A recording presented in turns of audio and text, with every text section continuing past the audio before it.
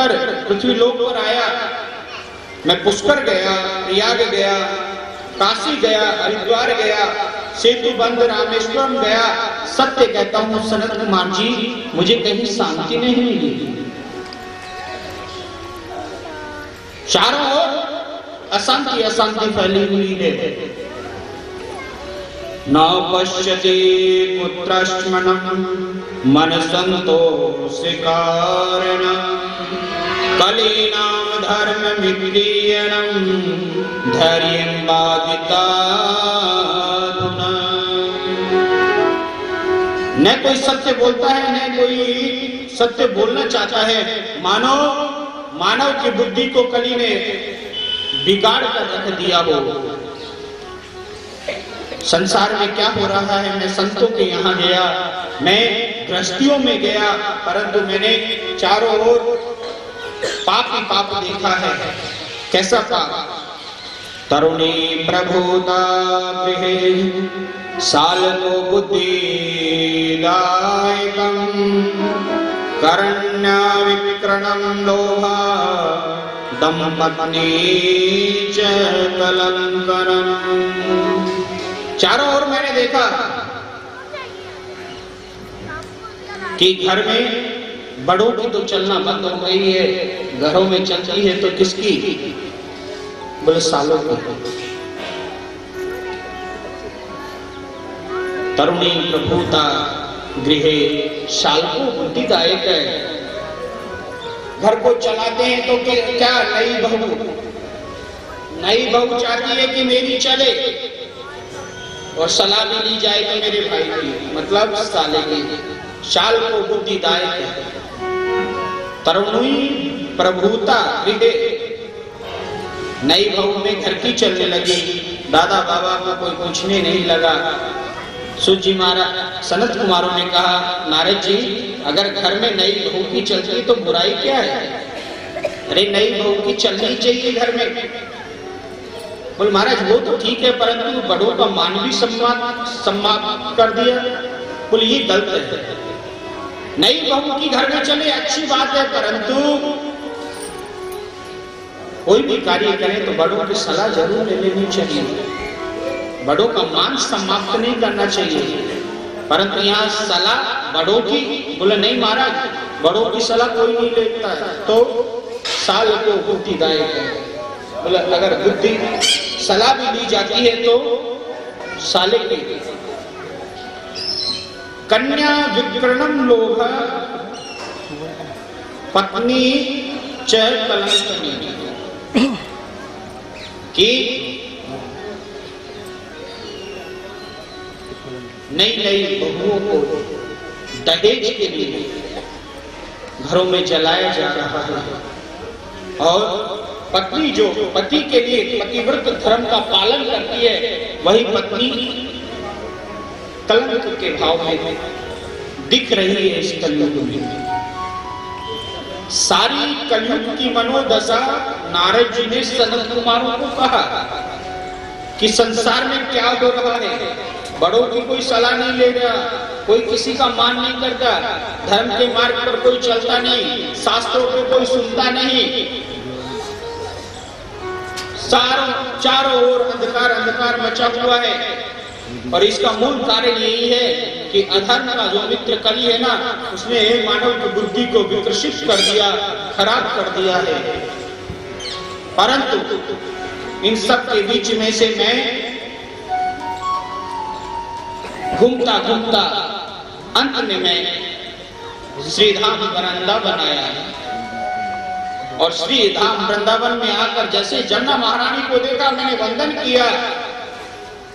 जमुना का जय कलकर निनाद कर रहा था, धन्य है वृंदावन राजधानी, जहां पर आज भी थोड़ा मन पवित्र होता है, जहां पर थोड़ी भक्ति अभी भी बची हुई है। मैं वृंदावन में जैसे ही आया तो मेरा मन हृदय प्रफुल्लित हो गया, आनंदित हो गया। परंतु जैसे जमुना महारानी को मैंने वंदन करके लौटने लगा मैं पुनः, तो मैंने एक कौतुक देखा। क्या? सामने एक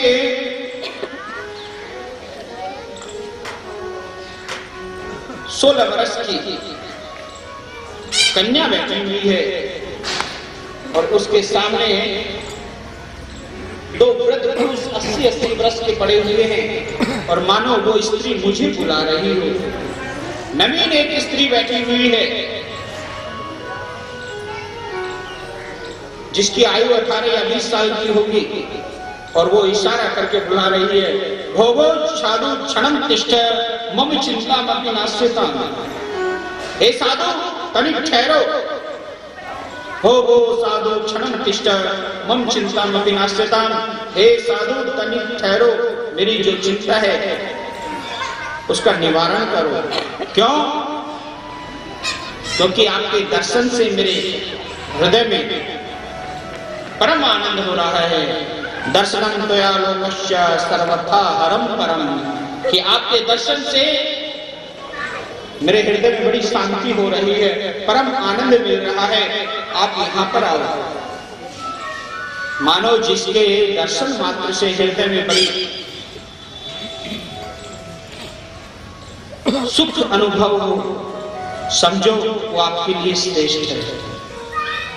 भक्ति देवी बुलाती हैं नारद जी महाराज को कि हे साधु तनिक ठहरो। सनत कुमारों से कहा नारद जी ने, महाराज मैंने मन में विचार किया कि एक पर स्त्री के पास में इस प्रकार से जाना ये संत का धर्म नहीं होता, परंतु उसकी आग्रह इतना भावुक था कि मैं रह नहीं पाया और मैं उस स्त्री के पास गया और जाकर मैंने पूछा कि देवी तुम कौन हो और इस प्रकार से तट पर बैठी तुम क्या कर रही हो? तुम्हारे सामने ये 2 पुरुष हैं, ये कौन है? तब सनत कुमार जी मुझे पता चला, उस देवी ने अपना नाम बताया और उसने कहा मैं भक्ति देवी हूँ। अहम भक्तरीवाख्या विमोते तन्मयो मतो ज्ञान प्रभुता सिद्धे वैराग्ये परभूता, कि मैं भक्ति देवी हूं और ये मेरे समक्ष जो 2 पुरुष पड़े हुए हैं, एक ज्ञान है और दूसरा वैराग्य है। ये कली के दोष से जराजर हो चुके हैं। महाराज मैं भी पृथ्वी पर अनेक देशों में मेरा जन्म कर्नाटक में हुआ है, मैं जींद गुजरात में हुई हूँ और पली बड़ी होती होती कुछ किंचित महाराष्ट्र में भी मैं घूमी। अंत तो गत्वा में श्रीधाम वृंदावन में आई, मुझे कहीं शांति नहीं मिली। जैसे मैं वृंदावन में आई तो यहाँ पर आने पर मुझे आनंद प्राप्त हुआ। क्यों? क्योंकि वृंदावन में भक्ति नृत्य करती है, वृंदावन में भक्ति है, परंतु यहाँ पर आने पर भी मेरी चिंता और बढ़ गई। नारद जी ने कहा वो कैसे? कहा मेरी यहाँ चिंता बढ़ी, मैं तो तरुणी हो गई, परंतु ये मेरे जो 2 पुत्र हैं ज्ञान और वैराग्य, ये जराजर बूढ़े हो गए। क्यों? क्योंकि वृंदावन में भक्ति तरुणी हो जाती है, भक्ति नृत्य करती है और ज्ञान और वैराग्य का वृंदावन में कोई काम नहीं है। वहां ज्ञानियों की नहीं चलती, वहां वैराग्यों की नहीं चलती, वहां चलती है तो किनकी?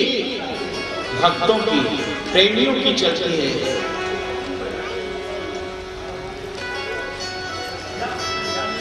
ज्ञान वहां पर डुंडबी बजाता है और प्रेम के वहां ढोल बजते हैं।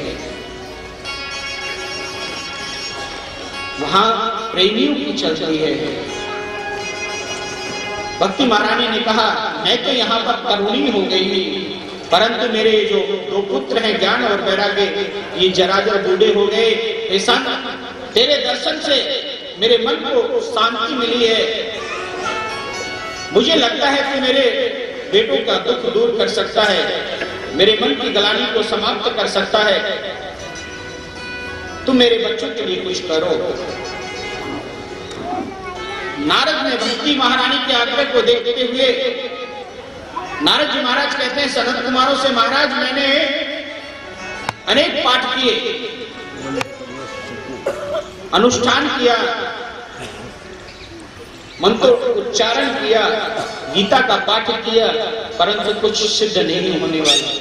मैंने जब तक किया, गीता उद्घोष किया, परंतु उससे कुछ फायदा नहीं हुआ।